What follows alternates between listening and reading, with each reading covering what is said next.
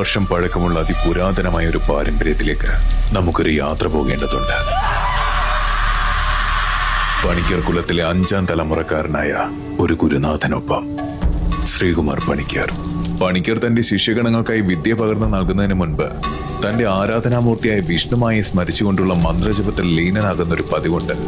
ഒരിക്കൽ അദ്ദേഹം വിഷ്ണുമായി ഉപാസിക്കുന്ന വേളയിൽ അദ്ദേഹത്തിന് ഒരു ദർശനം ലഭിക്കുകയുണ്ടായി.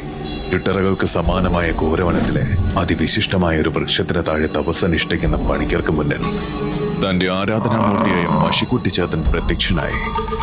ശേഷം അദ്ദേഹത്തിന് അനുഗ്രഹം ചൊരിയുകയും ഒപ്പം വളരെ രഹസ്യമായി അന്നത്തെ പാഠമെന്തെന്ന് പറഞ്ഞു കൊടുത്തതിന് ശേഷം അപ്രത്യക്ഷനാവുകയും ചെയ്തു. ധ്യാനത്തിൽ ഈ കാഴ്ചകളിൽ മുഴുകിയ പണിക്കർ ഗുരുനാഥ എന്നുള്ളൊരു ബാലന്റെ വിളി കേട്ടാണ് കണ്ണു തുറന്നത്. ശാന്തമായി അദ്ദേഹം ആ ബാലനെ നോക്കിയപ്പോൾ ഇന്ന് എന്ത് വിദ്യയാണ് പഠിപ്പിക്കുന്നതെന്ന് ആ ബാലൻ പണിക്കരോടായി ചോദിച്ചു. ഒരു നിറപുഞ്ചിരിയോടെ കുലവിദ്യ എന്ന് അദ്ദേഹം മറുപടി നൽകി. തലമുറകൾ പകർന്നു വന്ന അറിവുകൾ, ജ്യോതിഷം, മാന്ത്രികം, ആയുർവേദം, കളരിവിദ്യ തുടങ്ങിയവയാണ് പണിക്കർ കുലത്തിന്റെ കുലത്തൊഴിലുകൾ. നൂറ്റാണ്ടുകൾക്ക് മുൻപ് ഹിമാലയത്തിലെ സിദ്ധയോഗി വര്യന്മാരുടെ ശിക്ഷണത്തിലൂടെ പണിക്കരുടെ പൂർവികർ അതിവിശിഷ്ടമായ ഒരു വിദ്യ അഭ്യസിച്ചു. പഞ്ചേന്ദ്രിയങ്ങളെ നിയന്ത്രിച്ചുകൊണ്ട് മനസ്സിന്റെ മറനീക്കി 6ാം ഇന്ദ്രിയം തുറക്കുന്ന അത്ഭുത വിദ്യയായ മഷിനോട്ടം എന്ന ചൈതന്യ ദർശനം. വിദ്യയ്ക്കായി ഉപയോഗിക്കുന്ന മഷിക്കൂട്ട് അതിവിശിഷ്ടമായ ഒരു ഔഷധമാണ്. പൂർണ്ണ ചൈതന്യത്തിലൂടെ മനസ്സ് തുറക്കുമ്പോൾ ഇലയുടെ പ്രതലത്തിൽ ഭാവി ഒരു ദർപ്പണത്തിൽ എന്ന പോലെ പ്രത്യക്ഷമാകും. മഷിനോട്ടത്തിന്റെ ചരിത്രം മനസ്സിലാക്കിയ ബാലൻ പണിക്കരോടായി ചോദിച്ചു, ഈ വിദ്യ സിദ്ധിക്കണമെങ്കിൽ എന്താണ് ചെയ്യേണ്ടത് ഗുരുനാഥ? പണിക്കർ മറുപടിയായി പറഞ്ഞു, യോഗയും ധ്യാനവും അനുഷ്ഠാന ശുദ്ധിയും ഏറെ പ്രധാനമാണ് വിദ്യ സിദ്ധിക്കാൻ.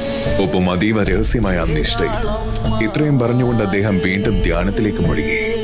നൂറ്റാണ്ടുകൾക്ക് മുൻപ് സിദ്ധിച്ച ആ വിദ്യ 5 തലമുറകൾക്കിപ്പുറം ശ്രീകുമാർ പണിക്കറിൽ എത്തി നിൽക്കുകയാണ്.